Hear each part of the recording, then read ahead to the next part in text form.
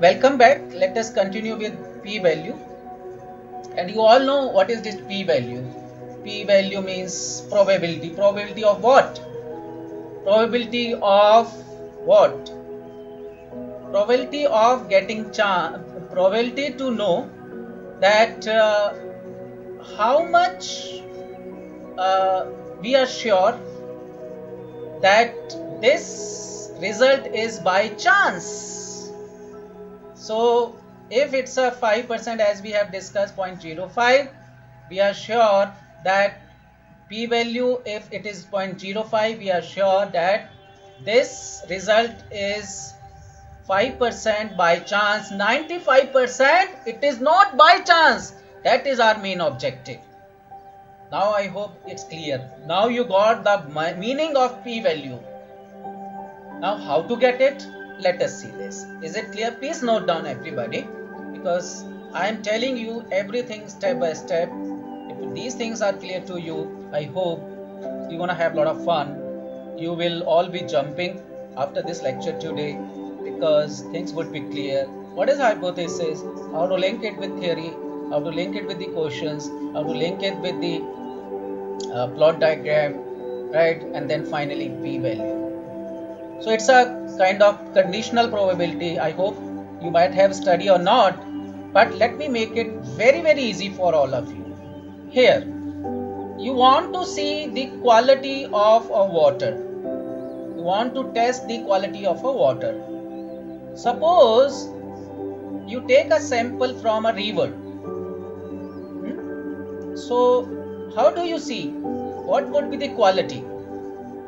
And here, what is your assumption? What you want? You want that quality should be good. And when you take a sample from river, what is your perception? So here we are defining p-value. P-value is probability, and in probability you might have noticed there is a probability called conditional probability. A is there, you need to find out A when B is given. So we are trying to find out good quality water when B means water is from river. The second case, we want to see good quality water A when water is from tap. We want to see quality of good water when water is purifier, right?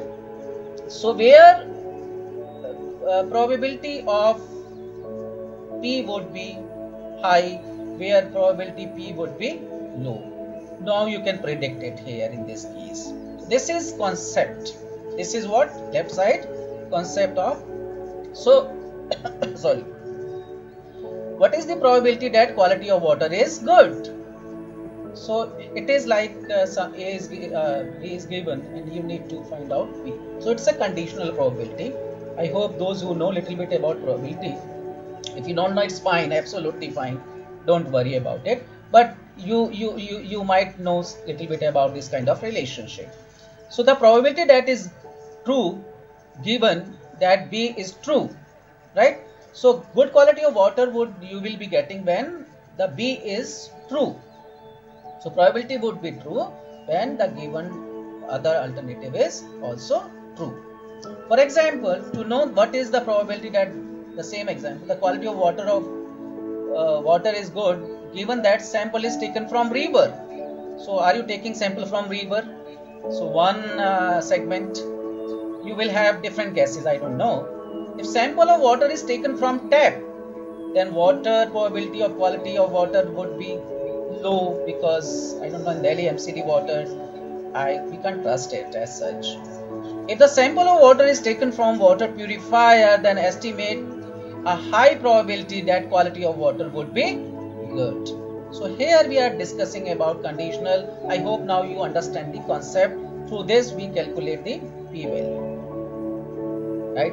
A p-value, what is the probability of getting some result in your sample if the null hypothesis was actually true? If it is actually true, what will happen?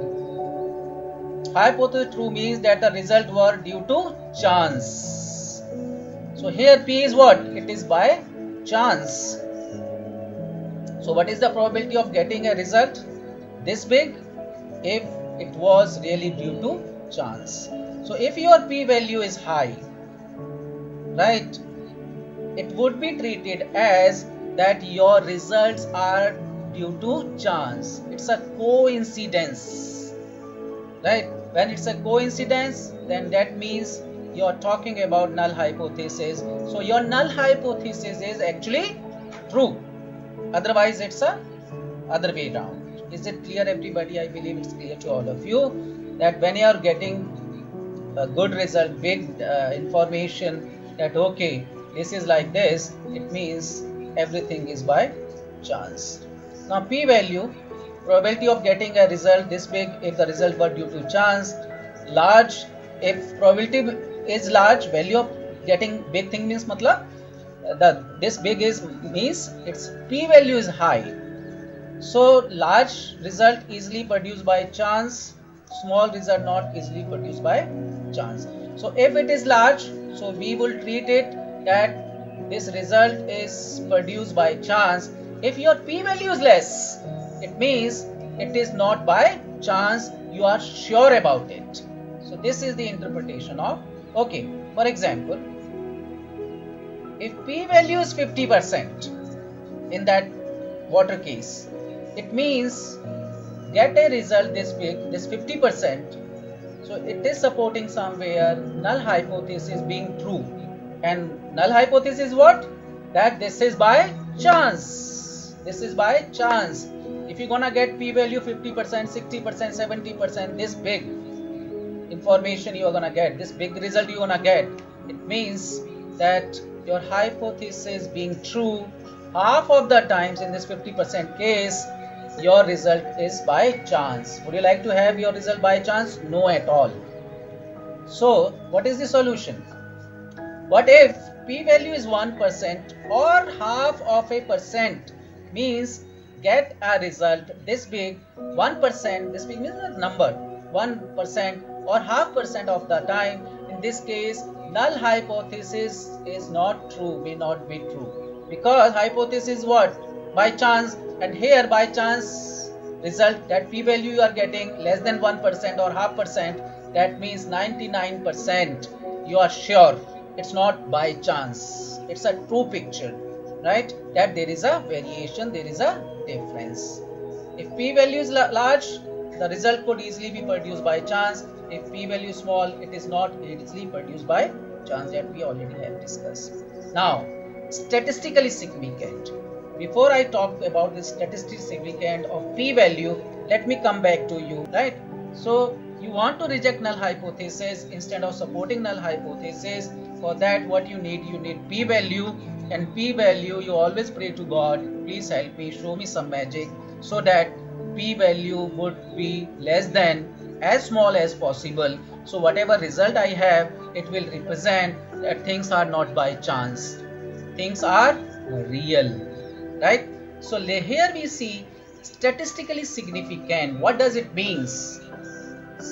Your data, because the the relationship I have shown you with plot diagram, right? There it was showing a mean value of data and showing us that there is a difference between the engagement and the performance.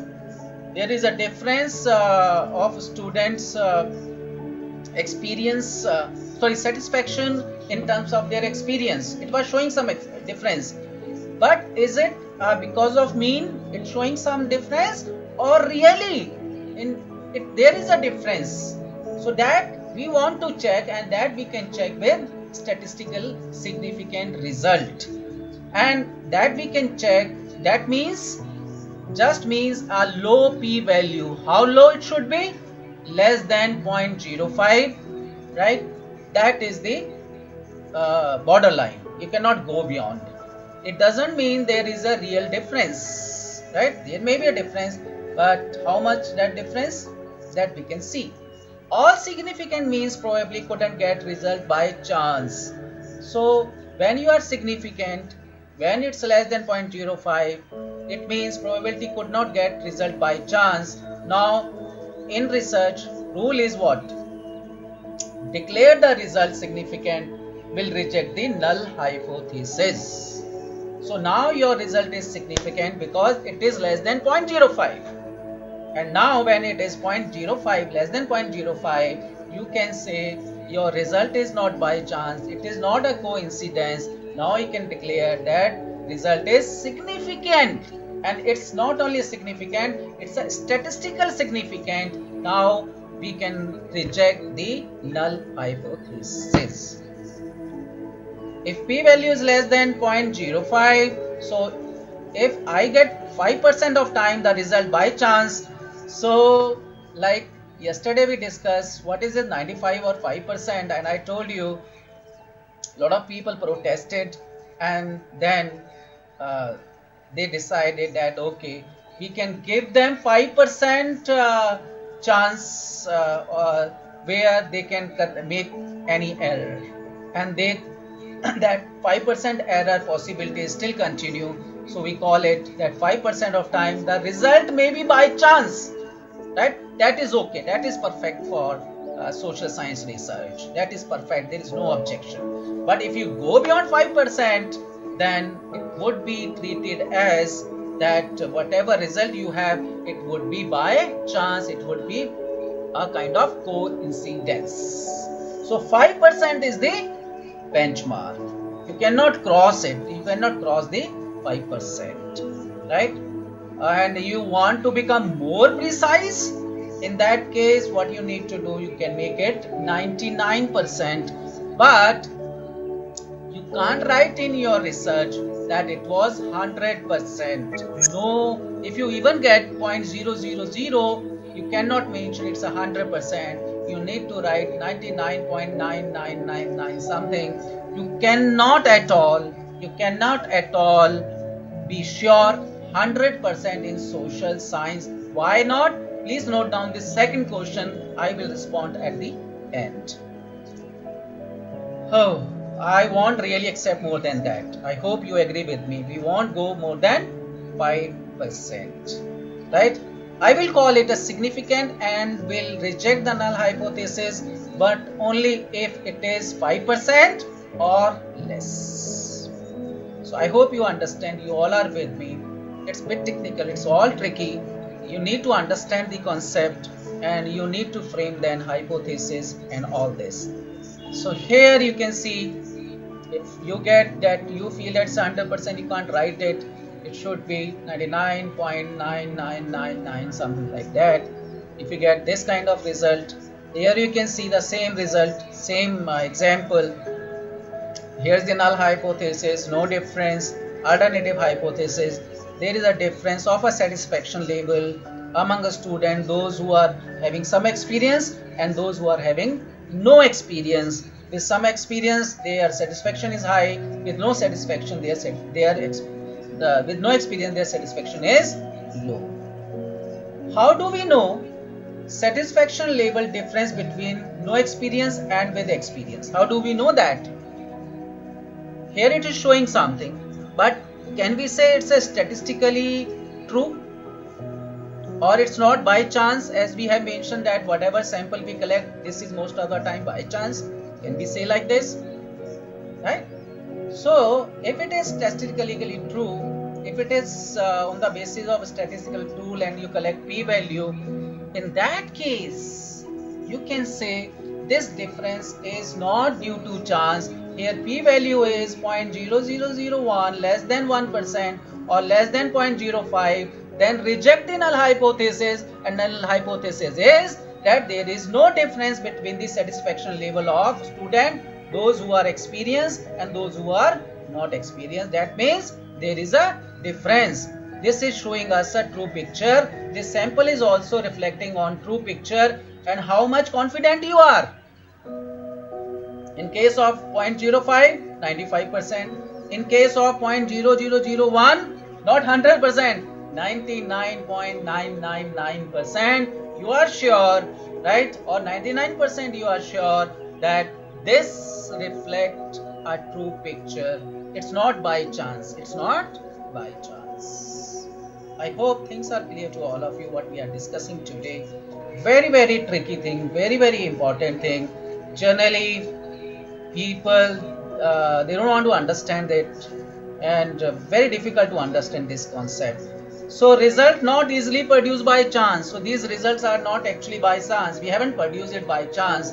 We are sure about it. We are very much sure about it that this difference is a real difference. Same difference would be there in the population. If it would have been there in population, this is actually predicting population. So this sample is representing population. In population also we have this kind of a relationship, right? Next, very important thing, very important thing. Question arise here, if this is the value you're gonna get, right? Are you sure this value is true?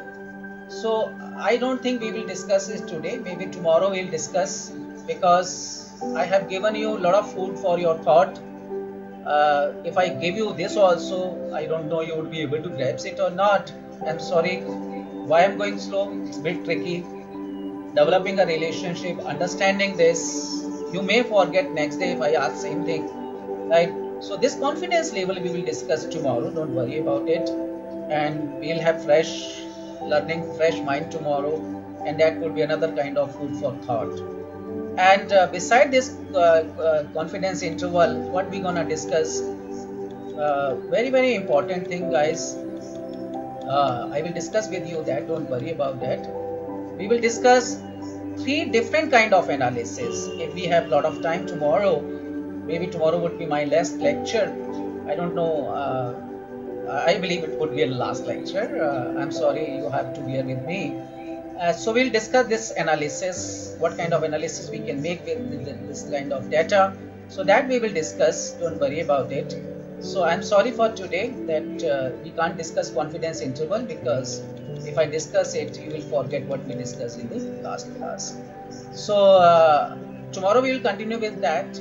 And thank you very much for sparing your valuable time, cooperating with us. I can appreciate your patience.